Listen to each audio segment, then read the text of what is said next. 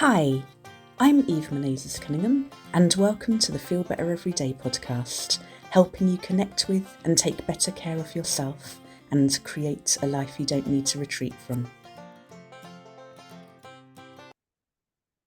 Welcome to episode 35 of the Feel Better Everyday podcast.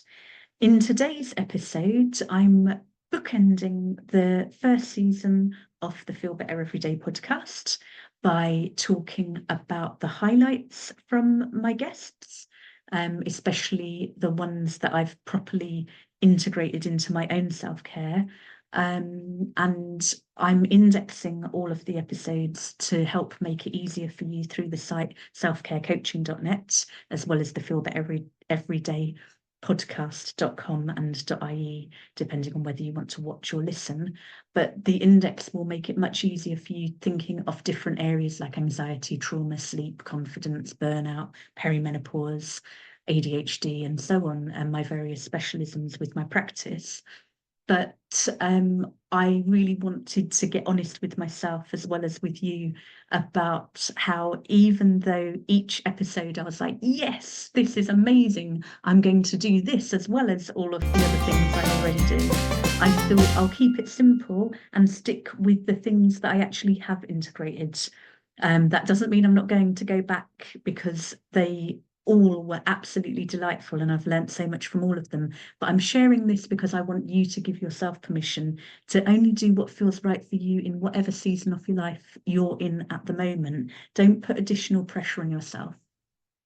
And with that in mind, I'm going to be finishing this episode by sharing a really simple tool for working with your inner child and increasing your self-care, whether you do anything else, listen to any of the other episodes, or just really taking all of that pressure off with the simplest idea. So I hope you enjoy it, and I will just bring out the book 365 Ways to Feel Better, Self-Care Ideas for Embodied Wellbeing. Just as a reminder, I have a lot of ideas. I love self-care. I love all things trauma recovery, all things nervous system, and it can be overwhelming. So yeah, really excited to share this really simple tool. And I hope you enjoy the episode.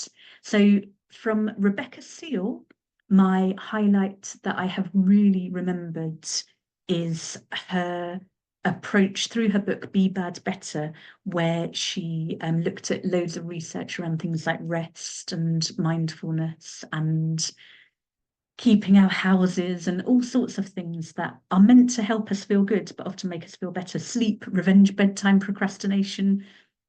Her episode really helped me remember the systemic forces that make self-care more challenging. So we live in a white supremacist patriarchal society, industrialization, the colonization of so much of the world, she says with her English accent.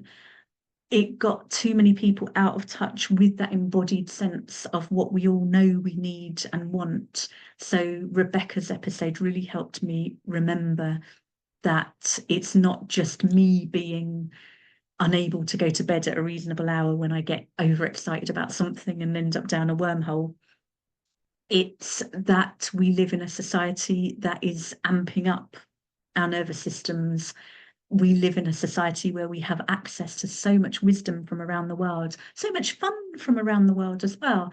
So I hope you enjoy her episode as a wonderful permission giver, whatever area you're struggling with or enjoying.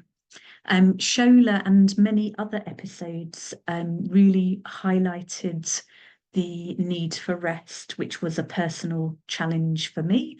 I had high blood pressure for the first time in my life. I used to have low blood pressure before Christmas, and I had to make some massive changes, including giving myself a lunch break.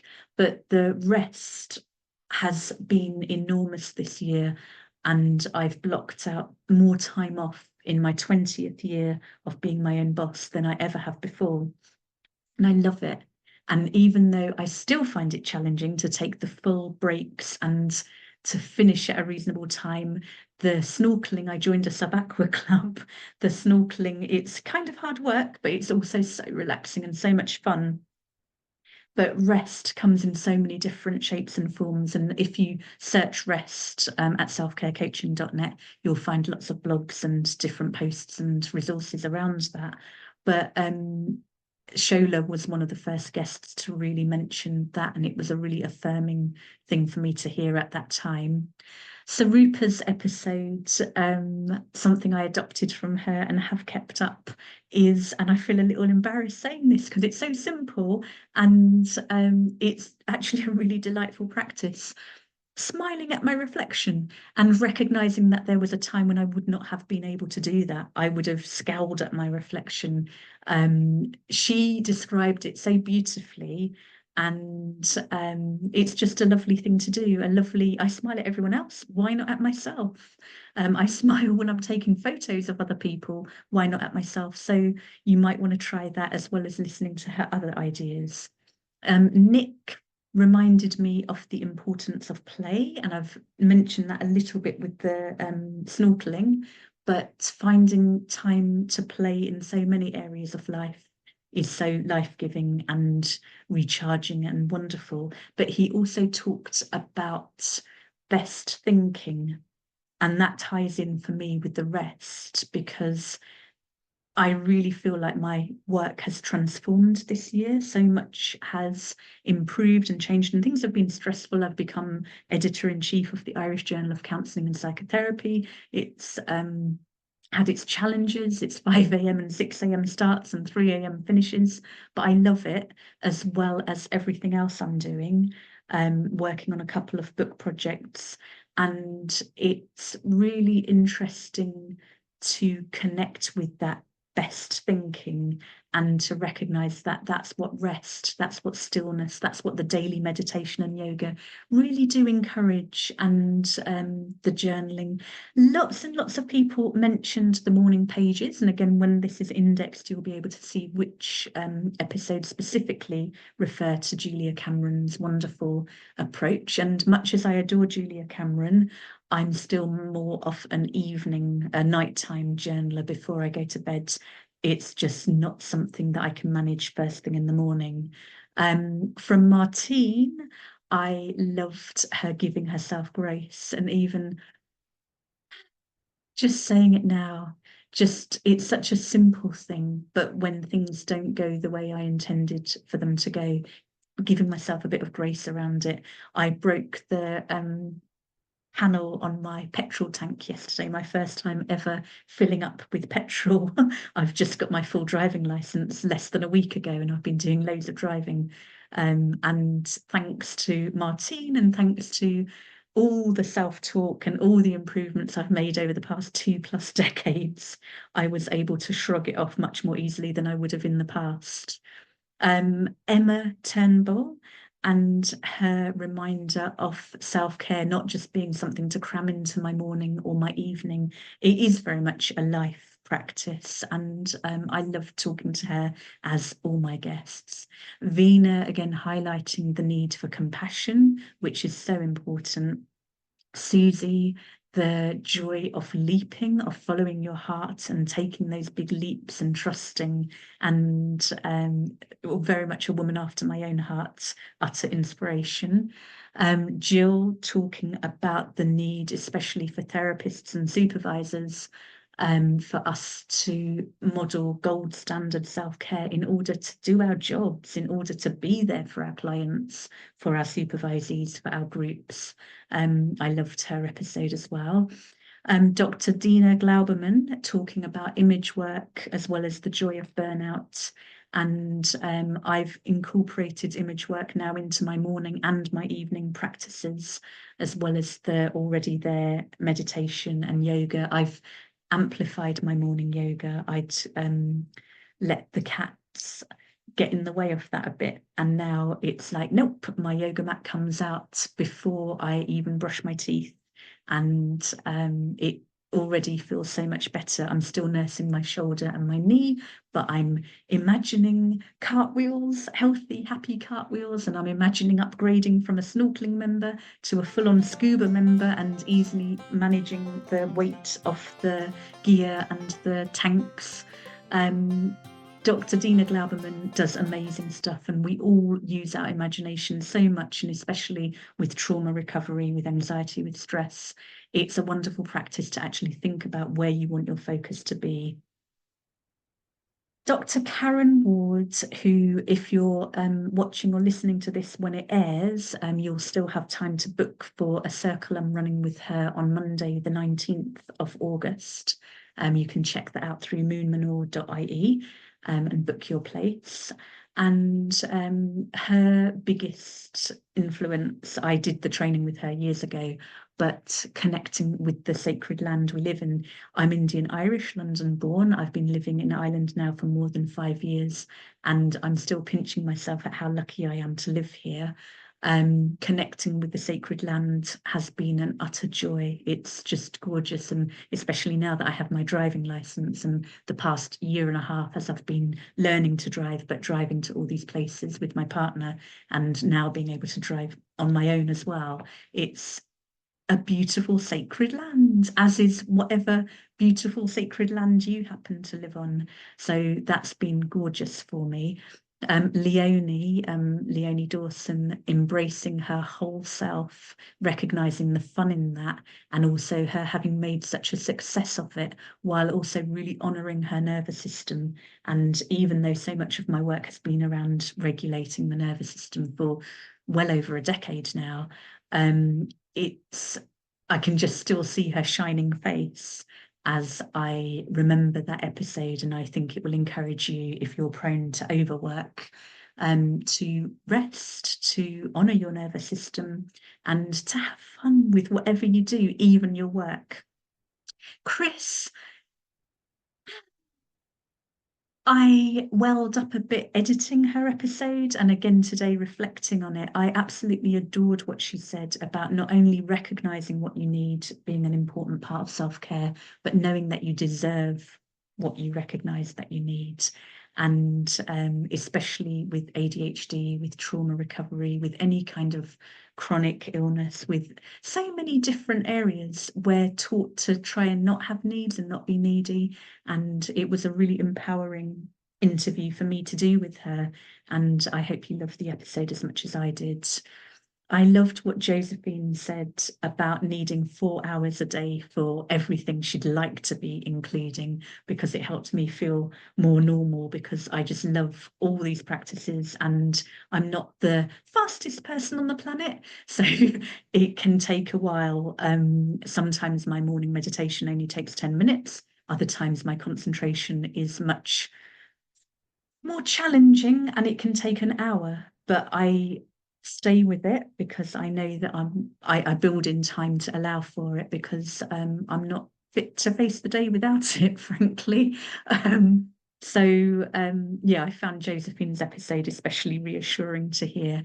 And Dr. Miguel Toribio Mateus, the neuroscientist and gut health specialist, and talking about the gut-brain axis, and it's really helped me. I've really, between him and Jane's episode where she's talking about cooking as self-care, I actually have started to love cooking, and I'm paying way more attention, not just to what I know. I used to write about nutrition for national newspapers and magazines, but actually integrating what I know and thinking, okay, I ate a lot of food adjacent nutrition, like they were food like substances growing up and early adulthood. I'm 48 now, it's never 48, yeah, now I'm nearly 49, and it's never too late, and I'm already feeling the benefits of prioritizing healthier eating, nourishing eating, and easy eating.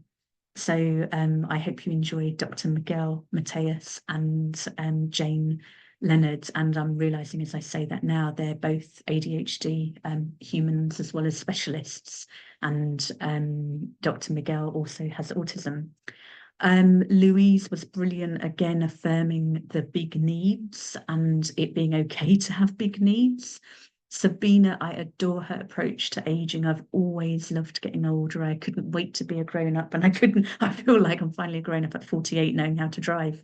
But my whole life, I wanted to be older and know who I was and how to live and how to make life easier. And I love what she's talking about, how it goes contrary to the whole anti-aging industry, that so many of the people she knows absolutely loving it. Yes, we learn to navigate aching joints and needing reading glasses and so on, but the benefits, in her opinion, and certainly in my opinion, far outweigh the not benefits, the disadvantages, and also it's so much better than the alternative. We're so lucky to be alive. We're so lucky to be getting older on this beautiful, wondrous planet.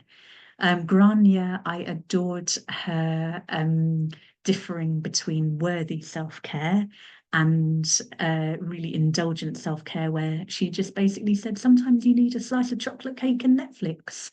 And I just really like that. I've already mentioned Jane and the cooking. Mick making time for stillness and space. I loved that with his busy work in addiction specialism. Jane Travis talking about boundaries and in terms not just of people, but in terms of time. And that's been a big, big learning for me this year. Finishing work at 9 most nights. Yes, there have been the odd times where I'm still working at after 3 in the morning, but very rare, thankfully. And also taking those daily lunch breaks where I do a longer yoga nidra than I used to. It's such a simple thing and such a huge thing, and I'm grateful that I'm implementing it now rather than never. Joanne, I had such high hopes for myself in going to bed earlier when I interviewed her about a year ago. Her episode only aired a few weeks ago, but I am still not going to bed as early as I'd like, but it's definitely progress, not perfection. And I love her matter-of-fact approach and how easy she makes it all sound. Colleen, I loved what she was talking about with reading, as well as Leonie and Vina talking about reading. And I am reading more in my lunch break and also listening to audiobooks in the car or on my walks, and just reading. I've always been a huge reader, addicted to reading, but this has been really beneficial in terms of seeing it as self-care and even recognizing I've got my body battery, and it measures the impact of stress and heart rate variability and all these amazing things. And I was surprised to recognize that reading was as recharging when I read for pleasure as a yoga nidra and as a conversation with a loved one. So I think that has been a big learning for me through this process. And Athena talking about the discipline of self-care. I hope that you enjoy listening as much as I have. If you've got any questions, any comments, if you want to let me know what you've adopted or what you've dug out of your own toolkit and what you're doing more of yourself, I'd love to hear it.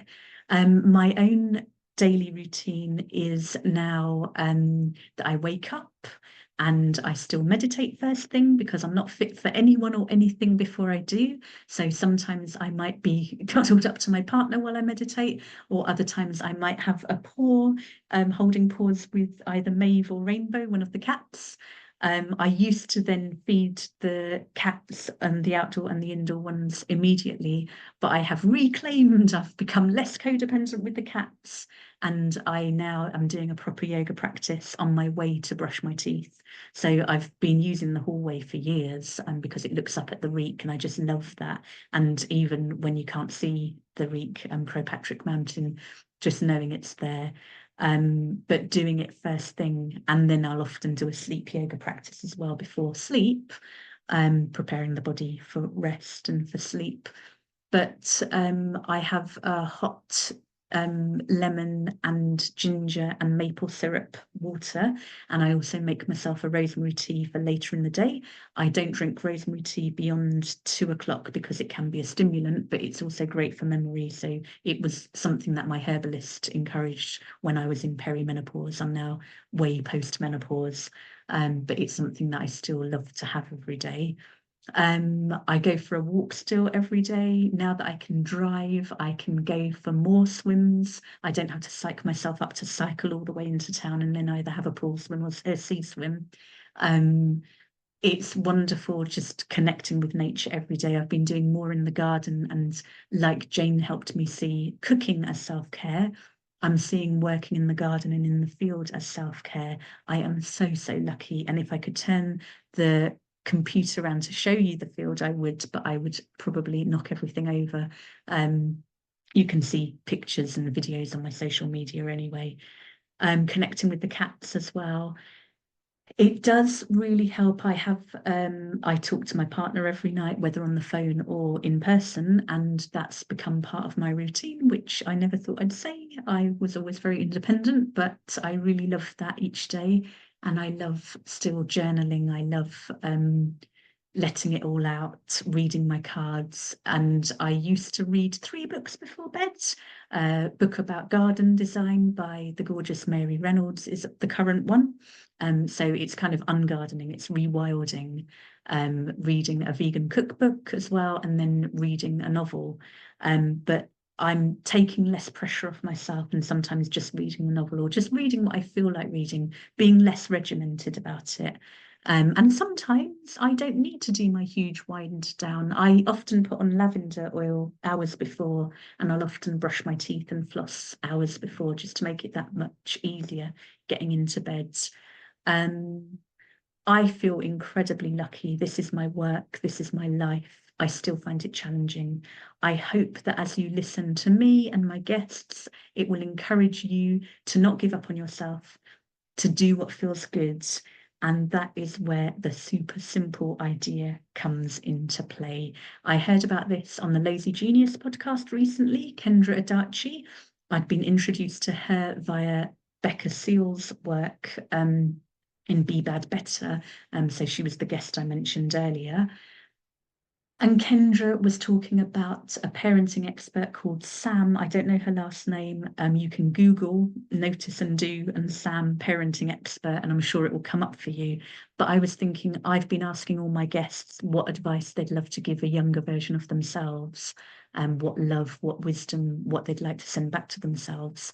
And often with self-care, it's become so regimented, it's become so commercialized, and even though people say it's not a pressure, it's not like you have to do it, I want to encourage you to do what Kendra is encouraging her children to do as they learn to do housework.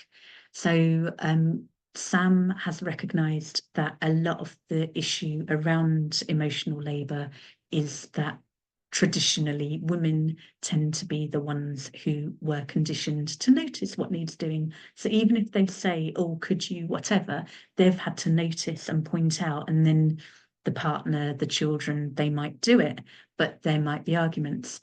Kendra was talking about how she has been doing this with her children, putting on their kind of lists of things to do, notice and do in the bathroom or in their bedroom or in the living room. So actually cultivating that way of noticing what needs to be done and then doing it, rather than, in her case, it was mum. So I'm encouraging you now, rather than getting caught up in all the things I've just mentioned in today's episode and in these 35 episodes and my guests, or in the book or on the website. I'm great at sharing all these self-care ideas, but I really want you to connect with yourself and just maybe close your eyes for a moment and notice, what do you need right now? And do it. So if nothing springs to mind immediately, you might want to, like, instead of breaking it down to kitchen or bathroom or living room, just what do you notice mentally, physically, emotionally, and spiritually? What self-care is really calling you? Make it as simple as that. and then do it. If you can't do it right now, schedule it in. Let me know how you get on. I would love to hear from you. And there will be a season 2, but I'm not sure when. So if you subscribe to my YouTube or your favorite podcasting app, you'll be aware of it when it comes out. Or you can subscribe to my weekly newsletter through evemc.substack.com. You can get in touch via the feelbettereverydaypodcast.com or .ie. And you can also join the Embodied with Evie online community as a free or paid subscriber at, again, selfcarecoaching.net has all the information, loads more resources. I really appreciate you joining me for this journey. I hope you found it as enjoyable and beneficial as I have. And I hope that you will continue to do and amp up your self-care to help yourself feel better every day, connect with that highest, wisest, truest, most miraculous, joyful, brilliant, wildest part of yourself, and create a life you don't need to retreat from. This episode, like all of them, has been produced by me, your host, Eve Menezes Cunningham, and I'm looking forward to sharing some bonus episodes before season 2, as well as season 2. And I've just loved this whole process. So thank you so much for being part of this journey.